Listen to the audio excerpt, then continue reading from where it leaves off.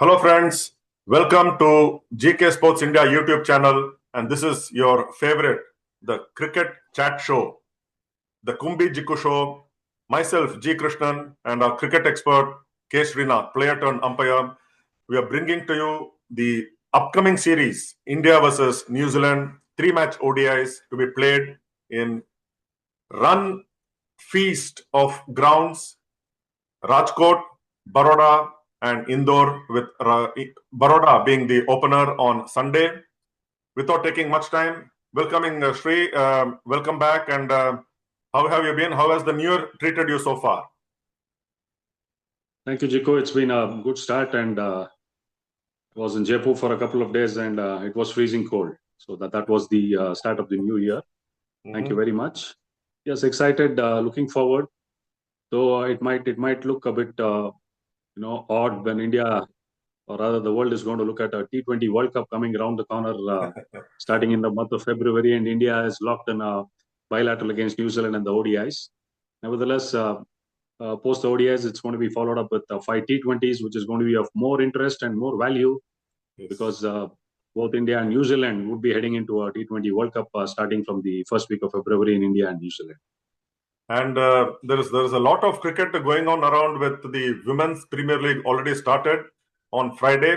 And we also have the ICC Men's Under-19 World Cup around the corner in the African continent. So it's plenty to follow, and we'll try to bring as much as we can from the Kumbi Jiku show to our viewers. So to start off with, Sri, the 3 ODIs, like you mentioned, just before the 5-match T20s against New Zealand, what are going to be the talking points? Of course, the focus will be on the Rohit Sharma, Virat Kohli show, but more interest and more eyeballs will be on Shreyas Iyer, who is coming back, as also his captain, Shubman Gill.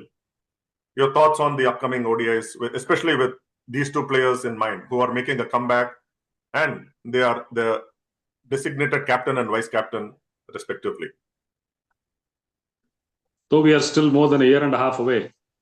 The ODI World Cup was in October, November, if I'm right, in 2027 in South Africa. But nevertheless, there has to be a plan in place wherein they're going to look at a pool of players to get set to go into that World Cup. Yes, my area of interest would only be Shreyas Iyer, because the last couple of years he's had a fabulous time with the ODI format. He had a brilliant run in the World Cup where India lost in the finals to Australia, and he was one of the linchpins in the Champions Trophy victory when India won in Dubai. Yes, and just I can add some value to that. He came back after the injury, worked his way through in COE, and he was slated to play a couple of games in the ongoing Vijay Hazare Trophy for Mumbai. And he was assessed post that and cleared to take part in the ODI series. I was fortunate enough to officiate him in the first game he played against Himachal. I mean, he looked fluid and absolutely, no signs of whatever injury he had gone through. And though he did start off a bit rustily, but he was in his flow later on and got a brilliant 85 or 40 odd balls. And the Shreyas Iyer, we all know. I mean, that augurs really well for Indian cricket, because at number 4, he's been one of the vital components in this batting order when India has played in the ODIs. Yes, also Shubman Gill coming in. This had a lean patch post his recovery from his neck injury he had in the Test series against South Africa.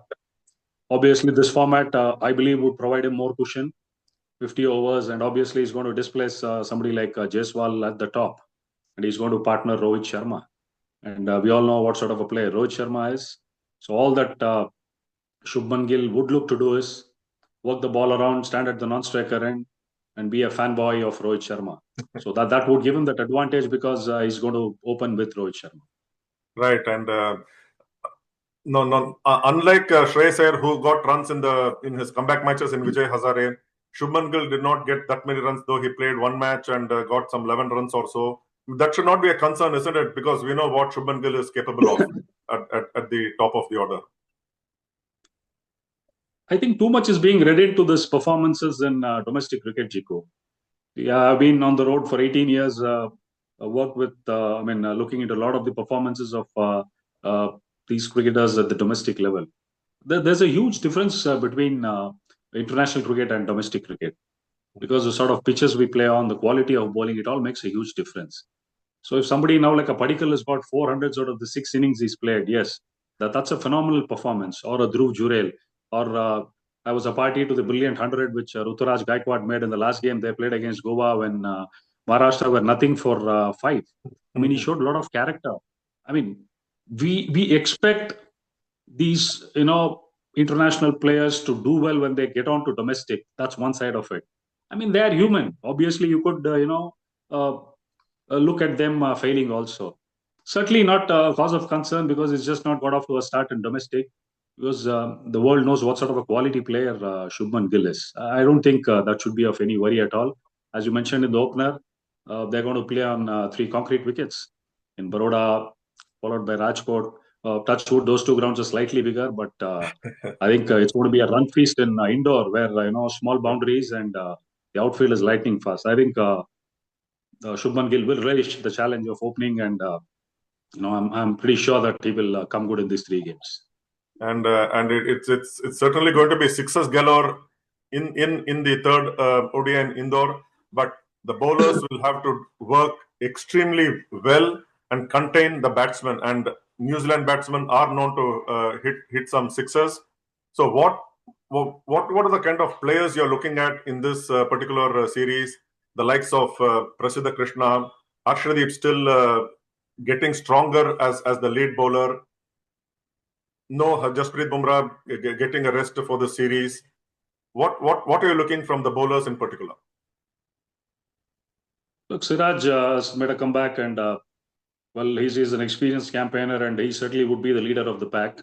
And Ashdeep is growing in stature, and he certainly would be one of the key bowlers going forward in the white ball format.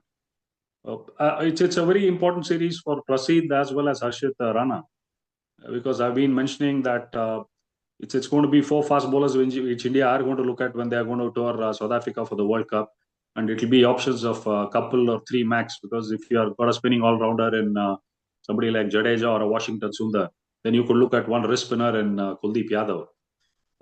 Recent last game of the Vijay Hazare, where Hardik Pandya played, one good news for fans are that he was cleared and he bowled 10 overs in the Vijay Hazare match he played for Baroda. So that augurs well. If we can find a fit Hardik Pandya, nothing like it. Yes, every game is an opportunity for players to prove themselves, and the better they perform, I think the confidence becomes better, and the pool of players that can be identified for the big event can become that much easier. And of course, we cannot miss out on the Roko show. How will they be enjoying the batting pitches of these 3 series? And of course, Indore, where Rohit will enjoy hitting the sixers just like he has a net in his local ground. Yeah, the talk always will be around Rohit and Virat, because they are playing in only one format, that is the ODI. So, and they are proven players. They are literally gems of Indian cricket. The amount they have offered for Indian cricket in all the 3 formats. Of course, they don't play Test cricket and T20, has been phenomenal. It's a treat for the fans, and I've been watching the videos on social media. The sort of adulation, the reception they have been receiving, it's been tremendous. And yes, there's no pressure. I think both of them, there's no point to prove for them. And the way they've played in the last couple of series in Australia and against South Africa has just showed that they're enjoying their game, and that's why they're able to perform that much better than what they are capable of. Obviously, the eyes will all be Rohit and Kohli. No two things about it. But also, more keen I am to look at the likes of Shreyas Iyer and Shubman Gill. And of course, KL Rahul is bound to keep wickets. But where does that leave Rishabh Pant? Because it's been quite a while since he played ODIs, and even in the last series against South Africa, he was just warming the bench and doing the reserveman duties. It's a tough call now with the sort of success Rishabh Pant has had in terms of his batting and keeping in Test match cricket. Somewhere has not been able to crack that formula either in ODI cricket or T20 cricket. Everybody knows his ability, his capability to turn the tables of a game single-handedly. Even the ongoing Vijay Hazare, he's had mixed success. It's about his own mind, his self, wherein he's going to rediscover himself and, give a run for KL Rahul. Because to me, I believe he's in the side because of the left-handed option. Else, we certainly could have had Ruturaj Gaikwad very much in the squad because he's somebody who can bat right from number 1 to number 5 or 6. Maybe the only option that pushed them, not only because of the second wicketkeeper slot, I think basically being a left-hander who can add a different dimension to the batting side was what was made up of, and Rishabh being in the squad. But to start with, it looks very highly doubtful whether Rishabh Pant will be a starter. Moving forward, how the committee looks at keeping him in the scheme of things is going to be a question mark. You already have Virat at 3 and Iyer slated at 4. And KL Rahul batting at 5. You've got the likes of Jadeja, you've got Washington Sundar, and then followed by your bowlers. So where does he find a place in that? So if he has to displace somebody like Shreyas Iyer in the squad, or the next person would be looked into is Ruturaj Gaikwad. So interesting scene. I'm not aware of what the communication that is going around within the change room and what could possibly be the role of Rishabh Pant. As of now, it's going to be wait and watch. And we can't wait for the ODI series to begin.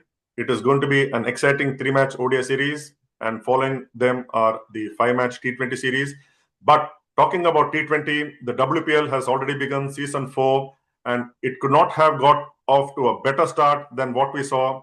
Royal Challengers Bangalore, winners of 2024, the second edition, defeating defending champions Mumbai Indians in a last ball thriller, Sri. 18 runs needed of the last over, first 2 dot balls, then 18 needed of 4 deliveries, and the South African Nadine de Klerk just finished it off for RCB. From nowhere, it was the fortunes were swinging. Mumbai Indians could have won, but RCB in the end were deserving winners. We will bring to you more of this WPL on a regular basis. Shri, did you watch that exciting finish? Your city-based franchise won yesterday. Yes, I did watch a bit of it more towards the second half. Not lucky enough like you to sit in the comfortable box and watch as well as cover the game.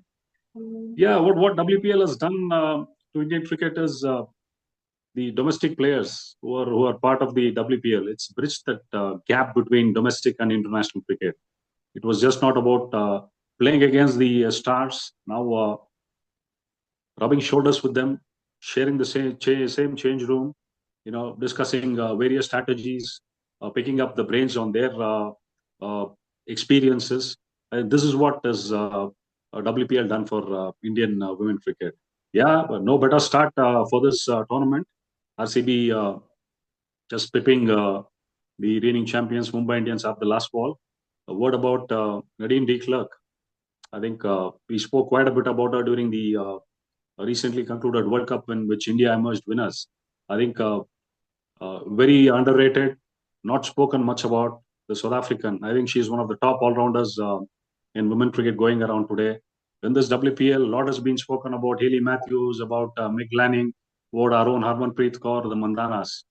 But I feel this is one girl, we need to have a look at.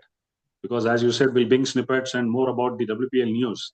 This particular RCB batting order looks a little bit fragile after, LC Perry didn't turn out due to personal reasons. So a lot is going to depend on Smriti Mandhana at the top, and then somebody like Nadine de Klerk. I think you must have really enjoyed it watching it live, Jiku. As you said, yes, on a regular basis, we'll try and provide some update on the Women Premier League also. And one thing I always believed and thought of whenever Nadine de Klerk goes out to bat was she was wasted by South Africa in the World Cup. She was batting as late as number 9. And she was the only one who was scoring runs in that position and running out of partners or batting just with the tail. Maybe if they had batted her higher up the order, it could have been a different story for South Africa in the World Cup. Anyway, that's a different issue. Thank you very much, Sri, and see you again soon. The ODIs not just a day away, and WPL is continuing. So we'll watch out for all those matches. Thank you. Bye-bye. Take care. Thanks, Zico. Thank you.